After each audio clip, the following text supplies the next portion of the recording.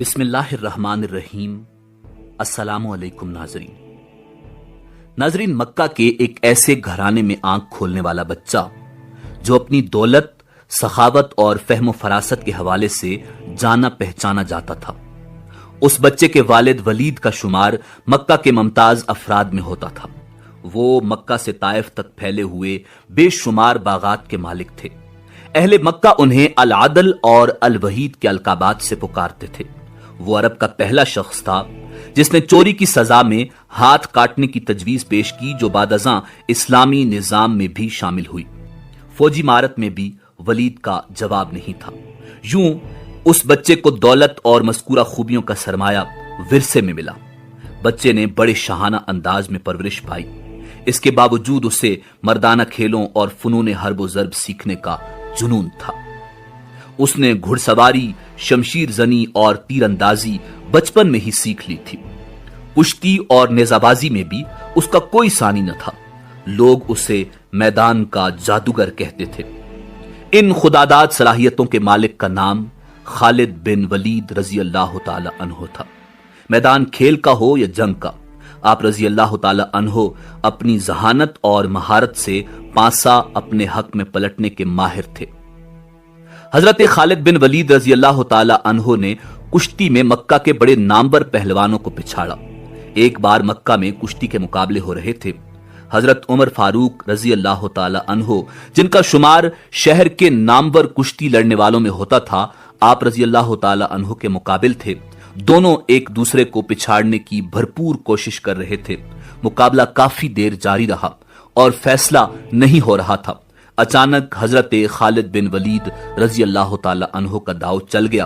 انہوں نے اپنے ماموزاد حضرت عمر فاروق رضی اللہ تعالی عنہ کو اٹھا کر پٹخا، جس سے حضرت عمر فاروق رضی اللہ تعالی عنہ کی پنڈلی کی ہڈی ٹوٹ گئی اور میدان حضرت خالد بن ولید رضی اللہ تعالی عنہ کے ہاتھ رہا۔ قبول اسلام سے پہلے حضرت خالد بن ولید رضی اللہ تعالی عنہ اسلام کے سخت مخالف تھے۔ آپ رضی اللہ تعالی عنہ اسلام اور مسلمانوں کو نقصان پہنچانے کی ہر ممکن کوشش کرتے اور میدان جنگ میں مسلمانوں کے خلاف پیش رہتے تھے۔ جنگ احد میں فتح یاب مسلمانوں کو شدید نقصان پہنچانے والے حضرت خالد بن ولید رضی اللہ تعالی عنہ ہی تھے۔ ذہانت، حاضر دماغی، حالات کا تجزیہ کرنے اور جنگی حکمت عملی میں آپ رضی اللہ تعالی عنہ کو کمال حاصل تھا۔ اسی ذہانت، معاملہ فہمی اور جنگی سوجھ بوجھ نے حضرت خالد بن ولید رضی اللہ تعالی عنہ کو کچھ عرصے سے عجیب ذہنی کشمکش میں مبتلا کر رکھا تھا۔ یہ 628 عیسوی کا موسم بہار تھا۔ پودوں پر کلیاں پھول بن کر کھل رہی تھیں، بازاروں میں رونق بڑھ رہی تھی۔ حج کا زمانہ قریب آ رہا تھا، اسی لیے عارضی دکانوں اور ٹھیلوں نے شہر میں چہل پہل بڑھا دی تھی۔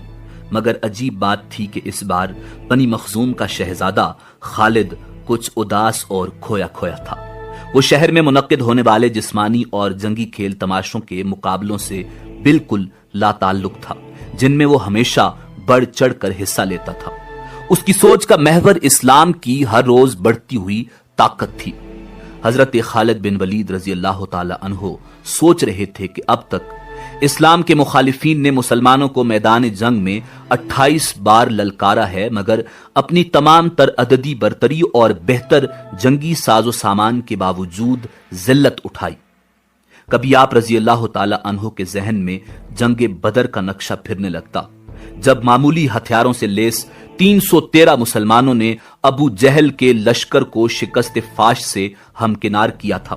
کبھی جنگ احد میں مسلمانوں کی ثابت قدمی اور جانثاری آپ رضی اللہ تعالی عنہ کی آنکھوں میں پھرنے لگتی، تو کبھی حضرت خالد بن ولید رضی اللہ تعالی عنہ چشم تصور سے مکہ کے ناقابل شکست پہلوان اذکار کو رسول اللہ صلی اللہ علیہ وسلم کے ہاتھوں خاک چاٹتے ہوئے دیکھتے۔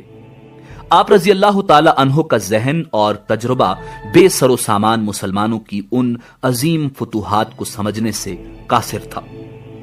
کبھی کبھی آپ سوچتے کہ کیا مسلمانوں کے ساتھ کوئی غیبی طاقت ہے؟ کیا محمد عربی صلی اللہ علیہ وآلہ وسلم واقعی اللہ کے رسول ہیں؟ اسی کشمکش میں کئی ماہ گزر گئے۔ सुलह हुदैबिया को 1 बरस बीत चुका था। मुआहदा के मुताबिक रसूलुल्लाह सल्लल्लाहु अलैहि वसल्लम अपने जानिसारों के साथ उम्रा के लिए मक्का में दाखिल हुए। हजरत खालिद बिन वलीद रजी अल्लाह ताला अन्हो उलझे जहन के साथ मक्का से निकल गए ताकि वो शहर में मुसलमानों के दाखिले का मंजर न देख सकें। मक्का में 3 रोज कयाम के दौरान नबी करीम रऊफुर रहीम सल्लल्लाहु अलैहि वसल्लम ने खालिद बिन वलीद रजी अल्लाह ताला अन्हो के भाई वलीद रजी अल्लाह ताला अन्हो से फरमाया, अफसोस खालिद मेरे पास नहीं आया, अगर वो आता तो हम उसका पुरतपाक खैर मकदम करते। खालिद जैसे शख्स को इस्लाम से दूर नहीं रहना चाहिए। एक दूसरी रिवायत के मुताबिक रसूलुल्लाह सल्लल्लाहु अलैहि वसल्लम ने खालिद बिन वलीद रजी अल्लाह ताला अन्हो के कबूल इस्लाम के लिए दुआ फरमाई। नाज़रीन, हजरत वलीद रजी अल्लाह ताला अन्हो ने अपने भाई को बहुत ढूंढा मगर वो नहीं मिले। आखिर वलीद रजी अल्लाह ताला अन्हो ने अपने भाई के नाम एक खत लिखा और एक शख्स को दिया कि ये खत खालिद को पहुंचा दो। दूसरी तरफ खालिद बिन वलीद रजी अल्लाह ताला अन्हो के दिल की क्या हालत थी और भाई के खत ने क्या कमाल दिखाया, इस हवाले से खुद हजरत खालिद बिन वलीद रजी अल्लाह ताला अन्हो फरमाते हैं, मैं अक्सर सोचा करता था कि मुझे पैगंबर इस्लाम सल्लल्लाहु अलैहि वसल्लम के खिलाफ हर जंग और हर माज पर नाकामी क्यों होती है। फिर आहिस्ता आहिस्ता मेरे दिल में यह ख्याल तकवीयत पकड़ता चला गया कि कोई गैबी ताकत मेरे दिल में मोहम्मद अरबी सल्लल्लाहु अलैहि वसल्लम के लिए जगह बना रही है।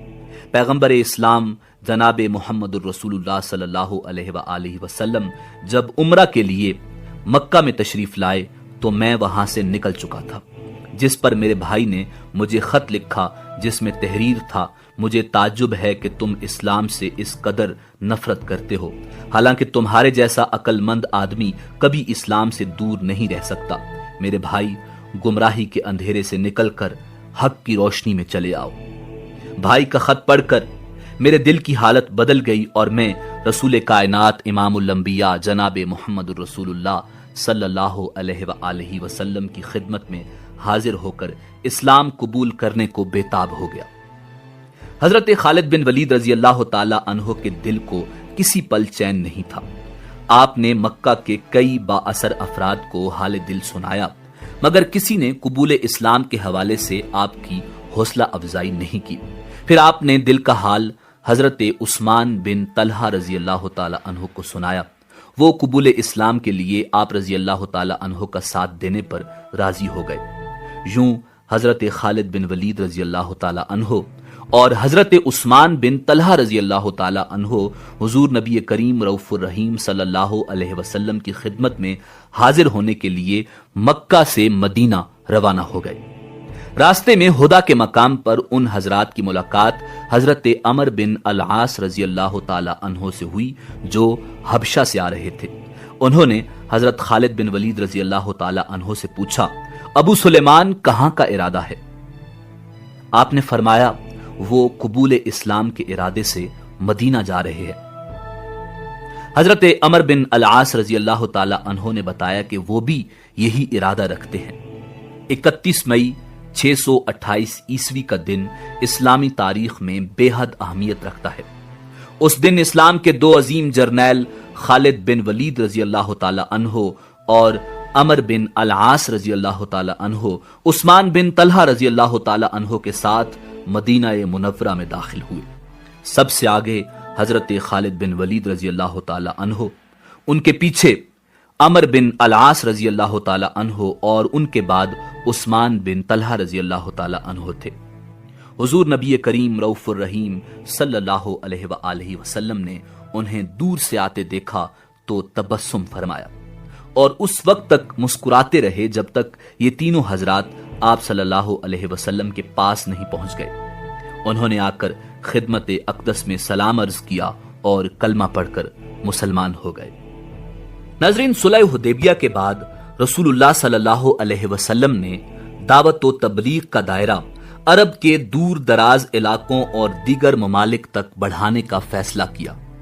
रसूल करीम सल्लल्लाहु अलैहि वसल्लम ने कई सहाबाए कराम रिजवानुल्लाह ताला अलैहिम अजमाइन को اسلام کے دعوت نامے دے کر غیر مسلم عرب رئیسوں اور پڑوسی بادشاہوں کی طرف روانہ فرمایا۔